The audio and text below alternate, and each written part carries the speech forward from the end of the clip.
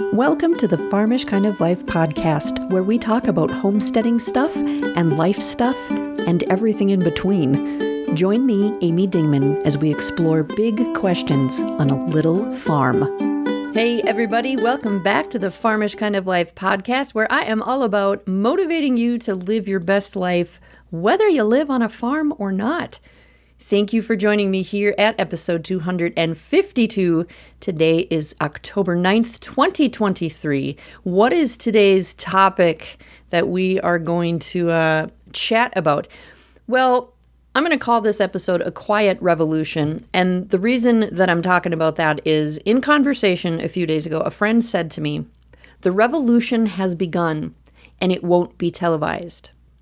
Okay? The revolution has begun and it won't be televised. Now, when you first hear that out of context, it's easy to think of some kind of protest or some kind of takeover where people are super dissatisfied with the current whatever is going on, and it causes them to puff up their chests and get all tough with this kind of righteous, we got to take control kind of thing, right? We see that all the time in our community for various different reasons, but that's not at all what we were talking about. What we were all actually talking about in this conversation was mainstream society's obsession with bread and circuses, right? Keep the people fed and keep them entertained and you're good to go, right? So bread and circuses. We were talking about in this conversation about really wanting to get back to the simple and the basics and not getting sucked into all that BS that is pumped out as the way to live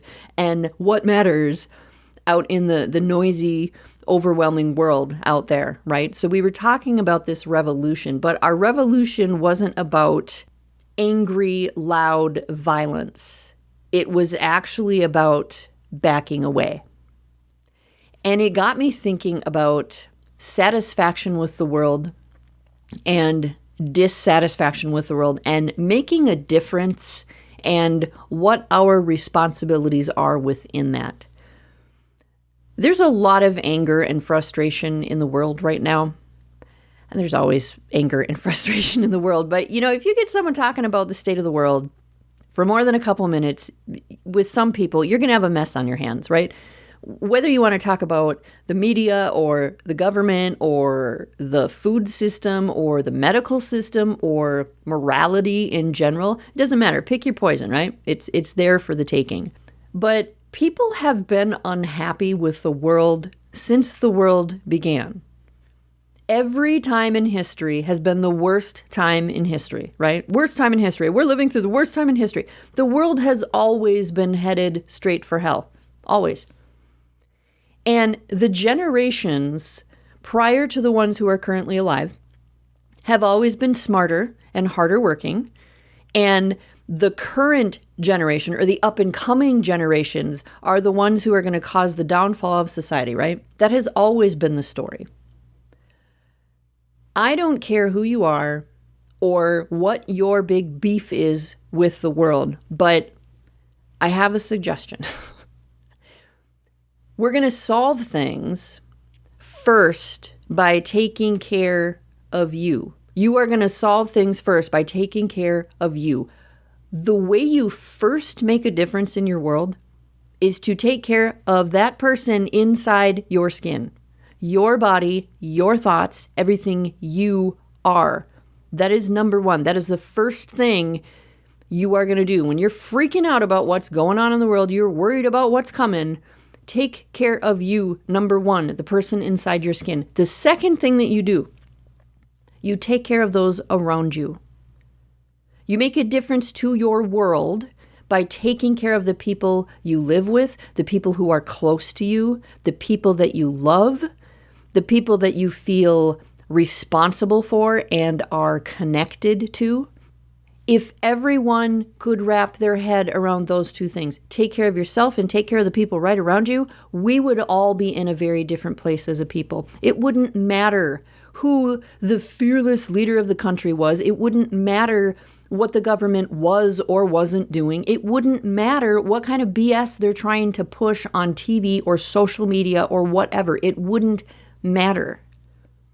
Taking care of yourself and taking care of that circle that's immediately around you and not looking up from that work until it's under control, that is how you start a revolution.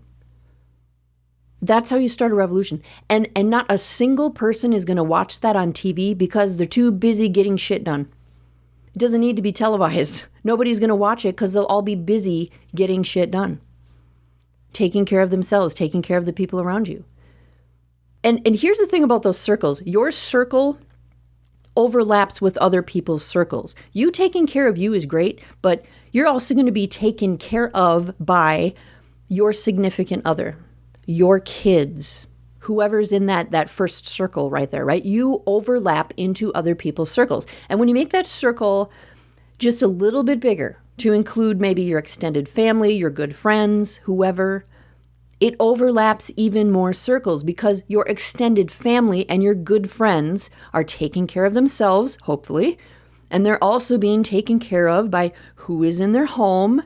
Everything is overlapping, right? And only you can decide who's in those circles, right? You got to make that decision for yourself. But the point is that the circles overlap with other people's circles. And if we could just start taking care of these little circles and not giving a flying F about what else is going on, you guys, that's a revolution.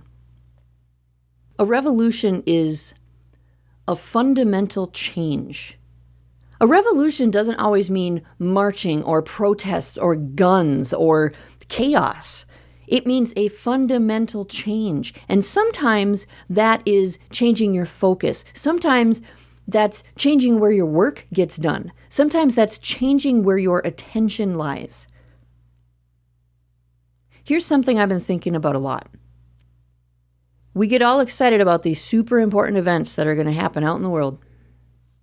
And here's what I want you to think about.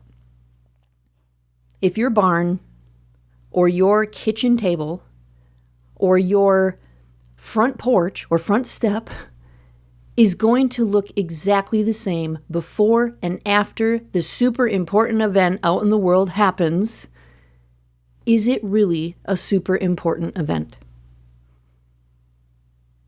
Let me say that again. If your barn or your kitchen table or your front porch will look exactly the same before and after the big important event that they're talking about, is it really a big important event? If it's not changing your barn, your kitchen table, your front porch, whatever, is it really a super important event in your life? People can't remember half the stuff they were worried about from the news last month, let alone last year. We just had everybody all up in arms because of what the emergency broadcast test thing on the phones, whatever that was. The thing everybody was all freaking out about. You guys, in 2 weeks, nobody's going to be talking about that. In a week, nobody's going to be talking about that. They are going to move on to the next thing.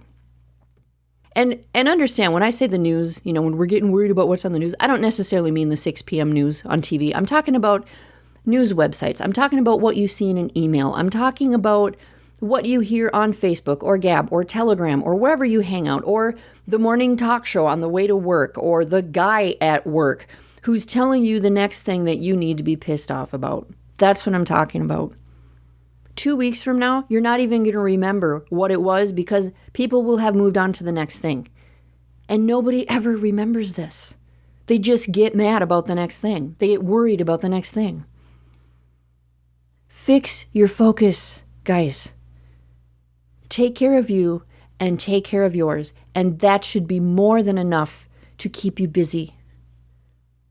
Go start your quiet revolution.